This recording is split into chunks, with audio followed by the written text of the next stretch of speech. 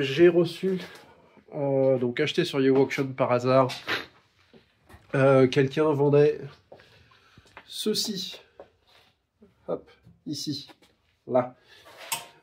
C'est un exhaust manifold, donc exhaust manifold, comment est-ce que ça va être en français ça? Je sais pas. Un truc d'échappement pour donc toujours la NB. Le seul truc c'est que là ça fuit. Donc alors il y a deux solutions. On va d'abord essayer de réparer le flex pipe qui est ici avec mes grands talents de soudeur. Donc il va plus flexer des masses, hein. Il va être plutôt solide même. Mais au moins il n'y aura pas de fuite. Je l'ai acheté pour à peu près 5 fois moins cher que ce qui coûte. Je l'ai payé 16 000 yens livré. Vous pouvez voir, c'est un RSR, spécialement justement pour NB, et NB2 en plus, donc VVT. Je vais essayer donc de souder tous les trous du FlexPipe et voir s'il ne fuit plus. S'il fuit vraiment trop, bah, ça va être de couper ici et là le FlexPipe et le remplacer par un autre.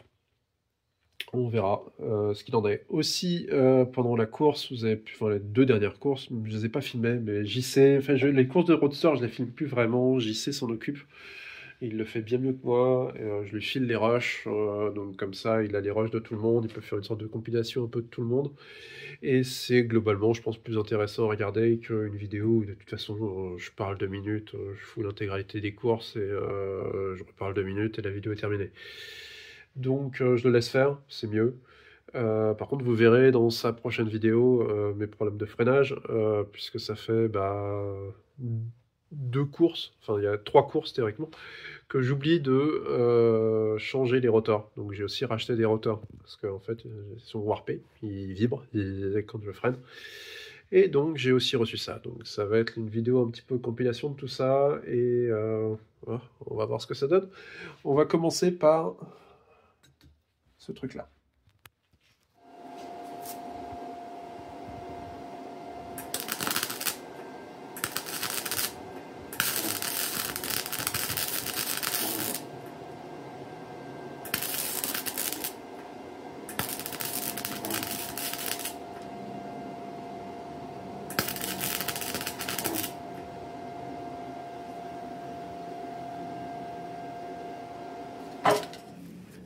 Ok, bon, alors hormis ici, parce que quand j'ai coupé quand j'ai coupé ça, j'ai refait des trous, donc j'ai rebouché les trous que j'avais fait là, mais ça fuyait un petit peu ici, donc je vous ai épargné le massacre sur toute la longueur, hein, mais voilà, bon, ça donne ça au final. On va voir si ça fuit encore. J'ai passé de la lumière donc par l'extrémité là, et je vois pas de trou, donc on va essayer de le monter et on va voir ce que ça donne.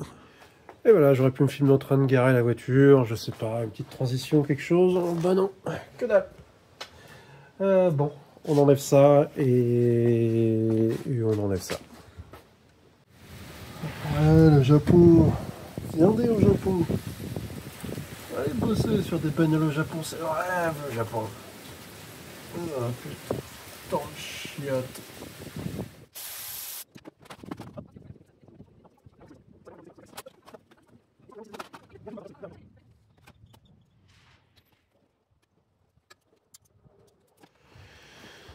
Voilà, bon, là on a les deux l'un à côté de l'autre. A priori, ça devrait être bon. Parce que, après, oui, préciser, ça c'est un pour NA à la base, qui a été modifié ici pour que ça passe sur les NB. Donc, bon, a priori, ça devrait aller. Bon, c'est vrai que ça a de la gueule. Presque tous les boulons sont mis, donc on va essayer un démarrage. Juste voir s'il y a une fuite vraiment très clairement visible.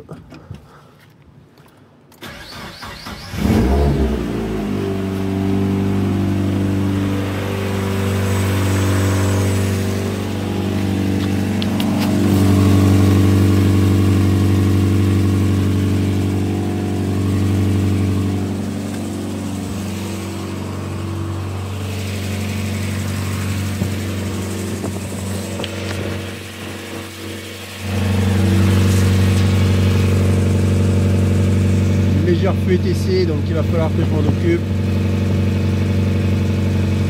Mais ça va pas être très compliqué. Cool. Et là. Ah, il y a une petite fuite ici là. Que je vais pouvoir juste attaquer directement sans démonter le...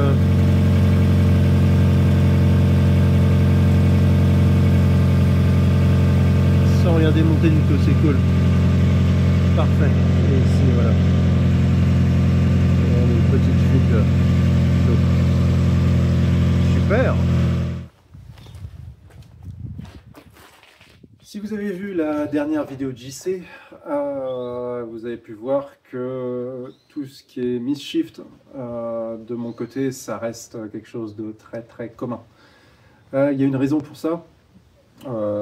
C'est pas forcément moi, ou c'est pas forcément mon shifter dont JC aime se foutre de la gueule. Les deux, hein, il aime se foutre de la gueule du shifter et de moi. Mais c'est aussi dû parce que déjà le shifter fonctionne très bien à condition que le moteur et le différentiel soient complètement moulés dans du ciment.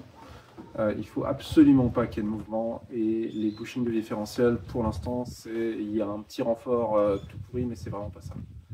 Donc on va commencer par ça, et aussi la voiture, comme vous avez pu le voir par rapport à pas mal d'autres voitures quand elle me passait, la voiture se traîne en ligne droite. C'est pas normal, elle est censée être plus puissante que celle de JC. JC qui reste quand même plus rapide que moi en général, et aussi plus rapide que moi en ligne droite. C'est très très frustrant. Le truc, c'est que j'ai un différentiel de drift. C'est-à-dire que si je dois faire un virage, n'importe lequel, le différentiel bloque instantanément. Et c'est du clonk, clonk, clonk, clonk, clonk, clonk, clonk, dès que je tourne. Donc ça, c'est vraiment bien parce que ça fait un différentiel qui est super agréable, super réactif, super précis. Par contre, ça a un coût d'avoir un différentiel comme ça, et c'est de la vitesse pure. Ça prend en accélération, ça prend en vitesse. Donc on va sortir le diff, je vais l'amener à Yamazaki-san, qui est donc mon mécano de rallye. Je ne fais pas les réglages de diff moi-même, j'aimerais bien qu'il m'apprenne, mais bon, pour un truc précis, si je veux que ce soit bien fait, je vais lui l'amener. Et également aussi, dans cette vidéo, à la fin, on changera les disques à l'avant. J'ai racheté des disques parce que vous avez pu voir aussi que mes freinages, j'ai beaucoup de mal avec le volant qui vibre comme pas permis. Ça fait 6 mois que je suis censé changer les disques parce qu'ils sont voilés. Ça fait que mes freinages sont vraiment difficiles, je galère, et j'ai oublié d'une course sur l'autre à chaque fois de les changer. Donc cette fois-ci, ça va être fait, et avec un peu de chance, ça sera terminé. Allez, je vous montre comment on change un différentiel de MX5. Alors, bon, le dessous est dégueulasse, hein, ça, après le rallye sur terre, ça n'a pas été nettoyé, et ça le sera jamais, je vous rassure. Premier truc à faire, donc, enlever les renforts. Il y a 6 vis ici, ce renfort-là va tomber. Faut aussi enlever le renfort qui était plus devant, mais ça je l'ai déjà viré avant, donc il est là-bas pour l'instant.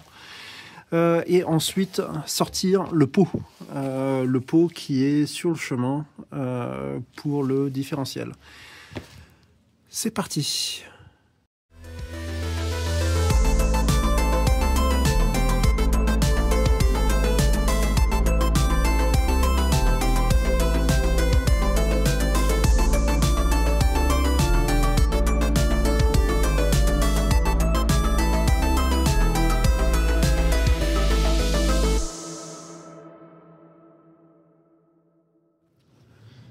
Et voilà le pot qui est sorti. Je pense qu'il est d'origine. Hein. Je sais pas en fait. Je sais pas. La ligne en tout cas, elle est d'origine. Donc ensuite,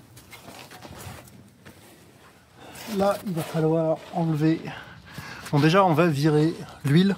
Le bouchon pour enlever l'huile, c'est ici.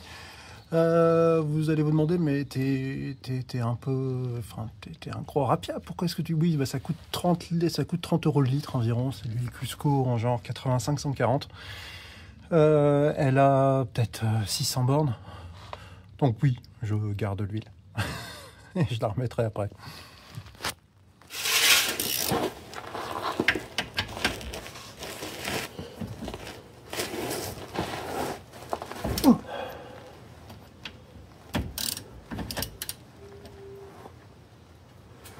Ah bah c'était pas très serré le deuxième. En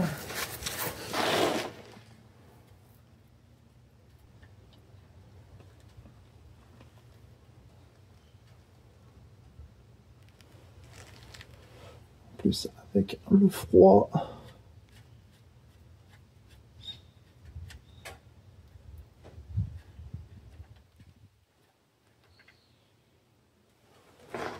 On a l'huile qui est vraiment très...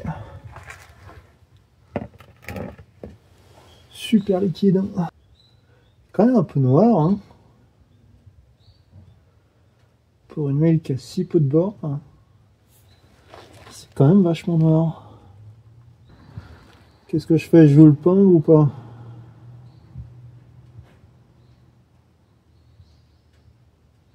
Bon, j'ai le temps de réfléchir au sujet.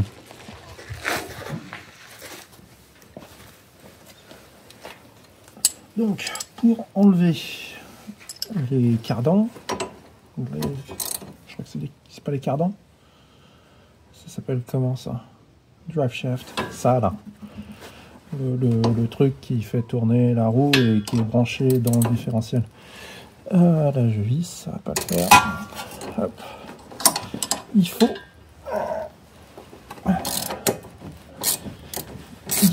enlever, juste pour avoir assez de place, le haut du... Je connais pas les noms de quoi que ce soit. Donc,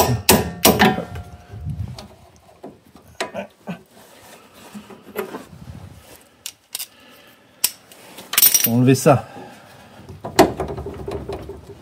Si j'arrive à l'enlever.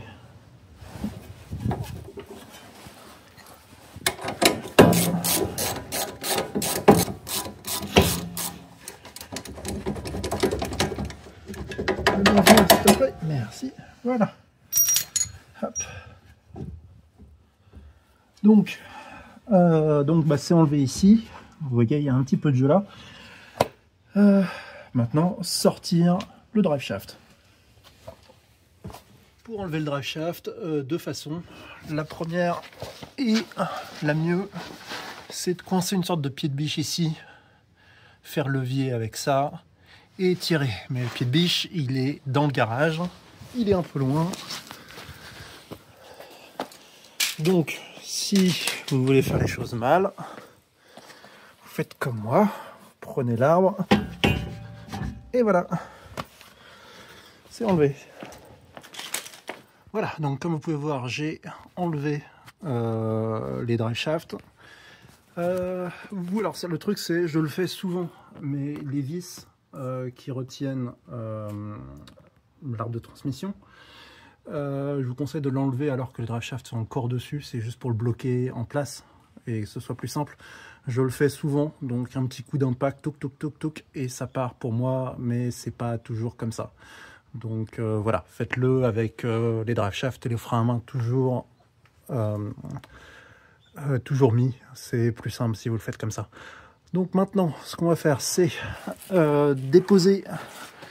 On peut déjà déposer celui-là à la limite, mais en même temps, donc une fois que ça va être fait, on va aussi virer c'est une sorte de, je sais pas, c'est le châssis en gros, hein, c'est vraiment ce qui rigidifie la voiture. Faut virer les deux vis qui sont ici. Virer la vis la plus proche de moi qui est tout au bout. Là, hop, je vais vous la montrer un peu plus proche. Voilà. Cette vis-là, faut la dégager. Celle-là, faut juste la desserrer. Comme ça, en fait, ça va nous permettre de pouvoir mettre la barre, le renfort, le mettre le plus à gauche possible pour pouvoir nous laisser la place pour descendre le différentiel.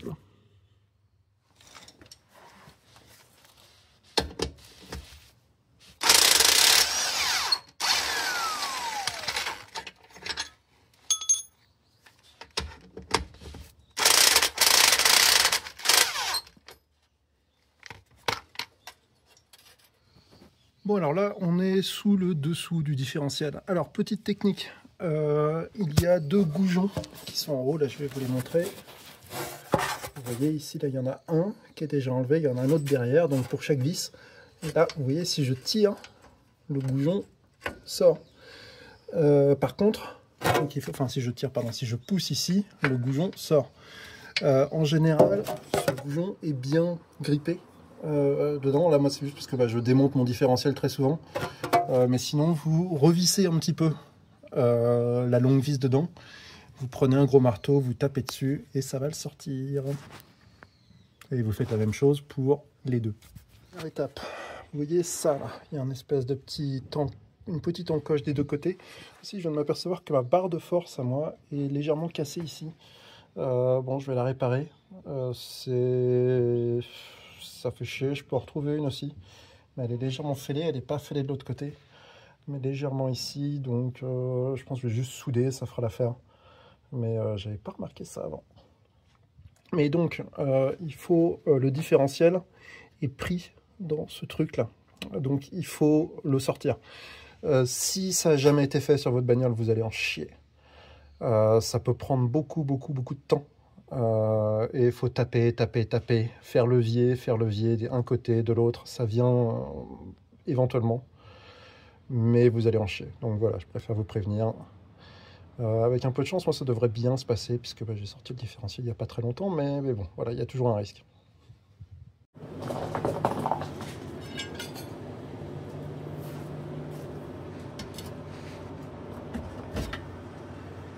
J'ai de la chance, ça vient plutôt facilement.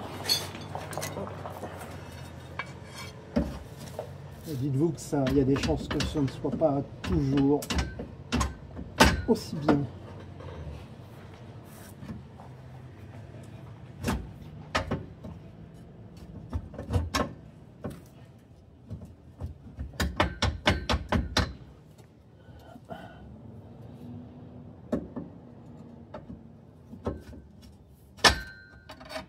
Voilà. Hop. Le voilà. Préparez-vous à en chier si ça n'a jamais été fait. Ah, bah ça filmait même plus. Si, ça filmait. J'en sais rien. Est-ce que ça filmait? Oui, non, ça filmait pas à peine. Bon, bah voilà. Et voilà, donc maintenant, à la main, vous pouvez juste bouger toute la jambe de force sur le côté là comme ça, et ça suffira pour dégager le différentiel. Donc maintenant on s'attaque au différentiel en lui-même, puisque il n'y a plus rien vraiment qui le retient, à part 6 vis. Donc on va faire les deux petites là d'abord, ensuite on va faire les deux petites là, et il va y avoir les deux principales. Donc évidemment maintenant c'est le moment où on met le jack en dessous et on va le descendre.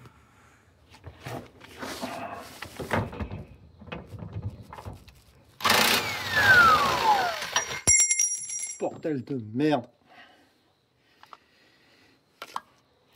Avec l'écran dégueulasse. Ah, putain, j'en ai partout. Okay, bon, maintenant le différentiel ne tient plus qu'avec le jack, donc il n'y a plus qu'à le descendre en essayant qu'il ne se pète pas la gueule. C'est en général mieux comme ça.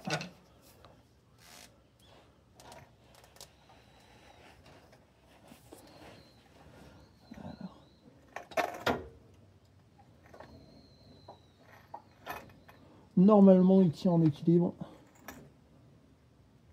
si on fait ça bien.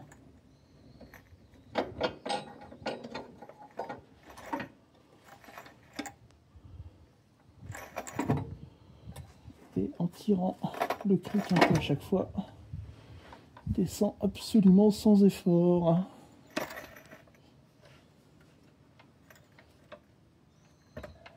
Et voilà.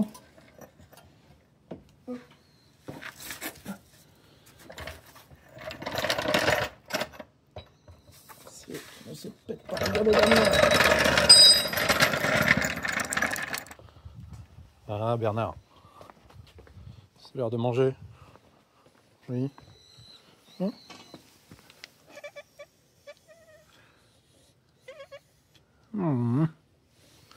Allez, à la bouffe. Donc, pourquoi est-ce que je change? Donc, outre le fait que je ne veux plus me traîner en ligne droite et que je veux donc que le différentiel soit un peu moins agressif pour reprendre de la vitesse de pointe, il y a aussi les bushings. Donc là, comme vous pouvez voir, ce sont les bushings d'origine renforcés par ces trucs-là. C'est juste pas du tout au même niveau que ce que j'ai sur l'autre housing. Le truc, c'est que c'est impossible de les changer en fait facilement. C'est-à-dire que ceux-là, il faut brûler en fait il faut brûler le truc en fait, le faire flamber. Comme ça, tout part en feu, tout part en fumée, et je peux à nouveau sortir mettre l'autre bushing qui va dessus. Ici, pareil, il faut tout brûler. Ça fait chier, c'est vraiment pas pratique. Et puis surtout après, voilà, j'ai plus, je peux pas le changer facilement. Donc je l'ai fait pour. On va voir ça là-bas. Je l'ai fait pour la NA. La NA, ça va, t'as fini de manger? La NA, donc j'avais les autres bushings qui étaient ici, voilà. Et là, pour le coup, ils vont complètement dedans.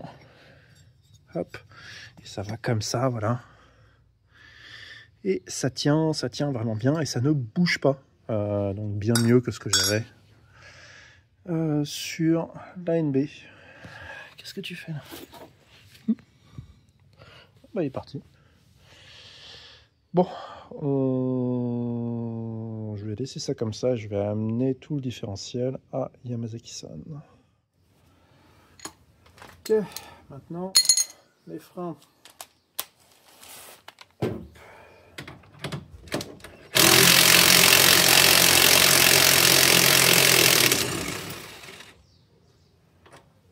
Un.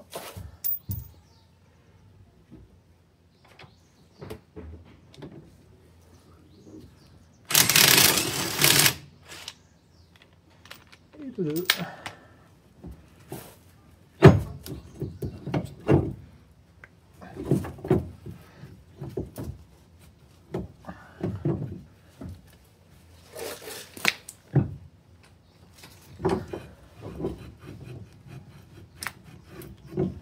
Voilà, hop. Cool avec les freins, c'est qu'il y a toujours la place pour les poser juste là-bas. Voilà, mes disques volés. Dommage, hein, parce qu'ils sont plutôt en bon état. Et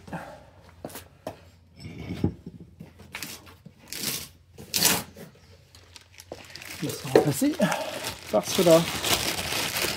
Des Dixel qui ont été modifiés à la CNC. Alors j'ai une chance sur deux.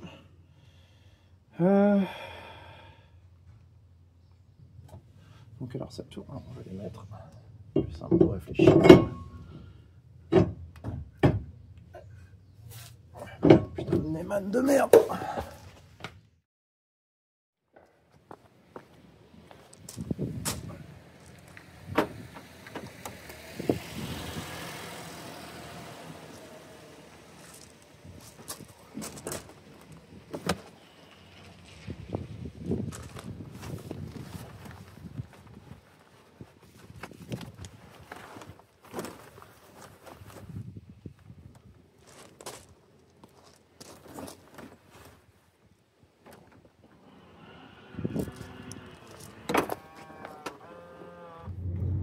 Ok, bon bah, on est parti chez Yamazaki-san. 2 heures et quelques de route. Tant pis. Je suis habitué maintenant.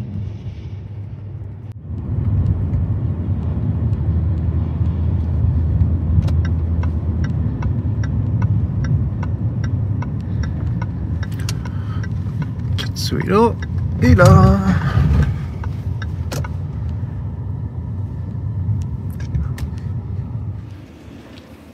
Ok, donc le diff est là. Je sais pas quand est-ce que je vais le récupérer, mais avec un peu de chance d'ici. Avec un peu de chance d'ici 2-3 jours. Yeah, today I cannot do. Bye bye. Yes, I will check now. Et puis donc avec un peu de chance, d'ici 2-3 jours, je pourrai le récupérer. Et on croise les doigts. Allez, bye bye petit diff.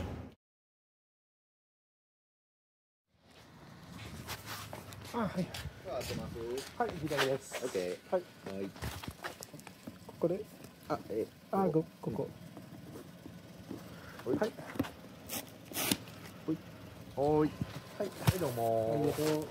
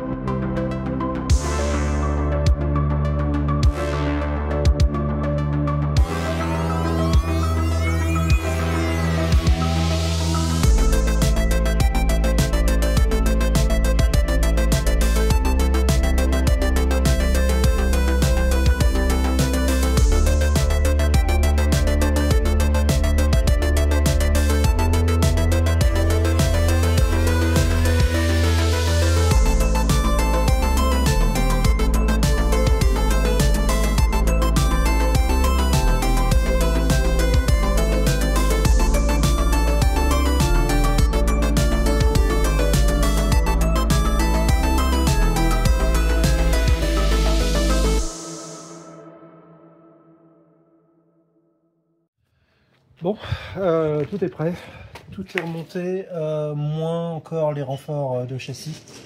Raison pour ça, c'est que je vais laisser sécher le joint du différentiel pendant la nuit. Demain matin, je remets de l'huile déjà dedans. Je vais garder l'huile noire pour l'instant, mais j'en ai recommandé parce que c'est pas normal que ce soit si noir. Je dois me planter de différentiel, je sais pas auquel je pense, mais celui-là n'a pas dû être fait, c'est beaucoup trop noir pour que ce soit normal. Donc là pour aujourd'hui c'est fini, je laisse sécher le diff et demain j'essaye, on va voir ce que ça donne.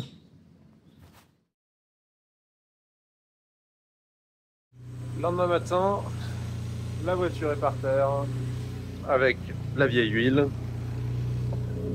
Elle est normalement chaude et on va pouvoir essayer.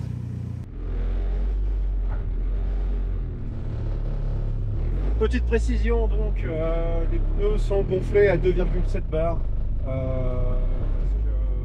parce que c'est juste quand je stocke la voiture, je gonfle les pneus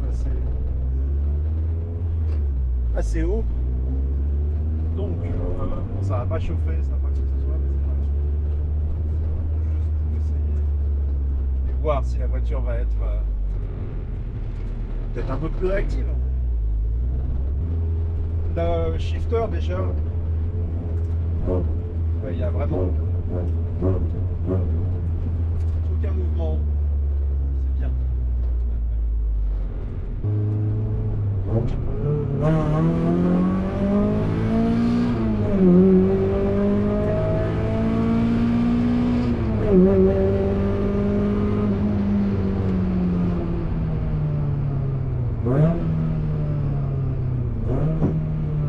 De prime abord comme ça, elle a l'air de bien rouler. Elle a l'air d'avoir une bonne patate. Alors, ma femme m'a appris que l'espèce de carré là en plein milieu du champ qui rime à rien, là il y a un carré là qui coupe le champ, il y a juste quelques trucs. En fait il y a un moine enterré là-dedans. Ce qui n'est pas vraiment le genre de détail auquel je m'attendais. Et c'est le mec, il allait mourir et il a demandé à se faire mettre là-dedans avant de mourir. C'est bien. Faut pas être claustro quoi.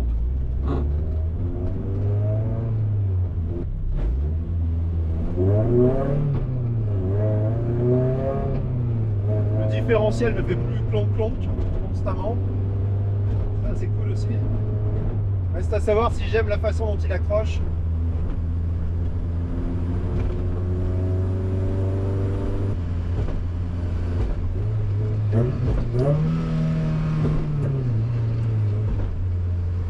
Bon, la boîte, voilà, en roulant comme ça a l'air d'aller. Hein.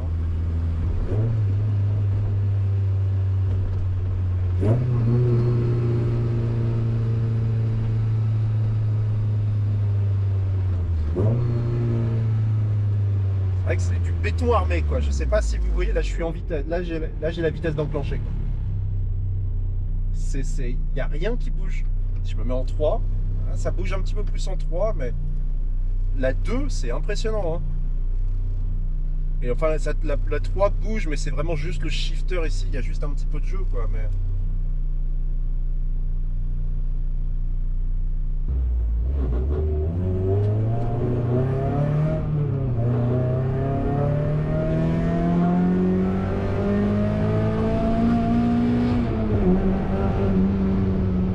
elle a l'air de bien pousser, hein, vraiment.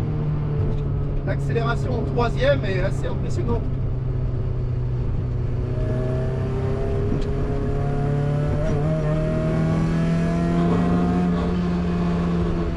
Et même la reprise en 4.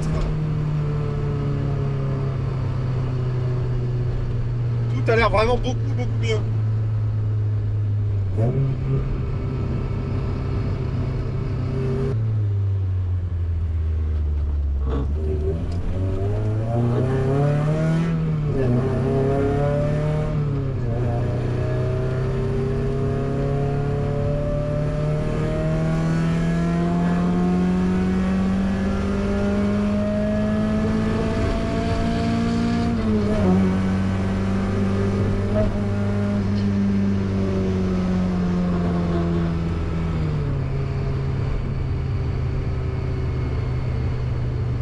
Bon, ça a l'air d'être plutôt concluant.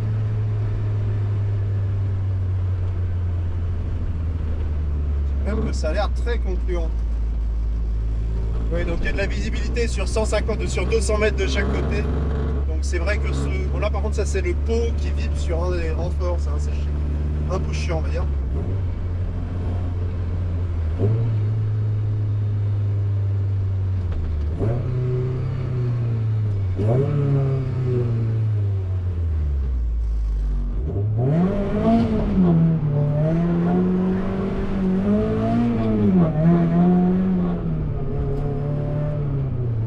Le différentiel bloque de façon très agréable.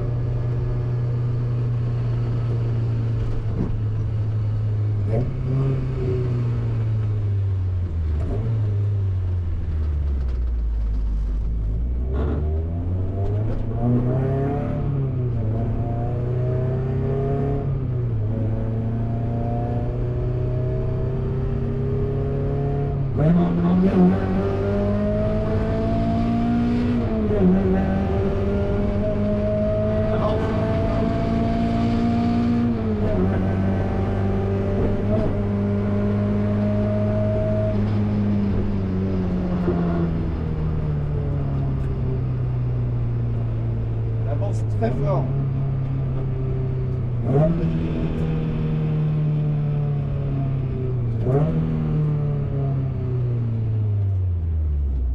Après, est-ce que c'est juste le bruit? Est-ce que c'est juste une impression?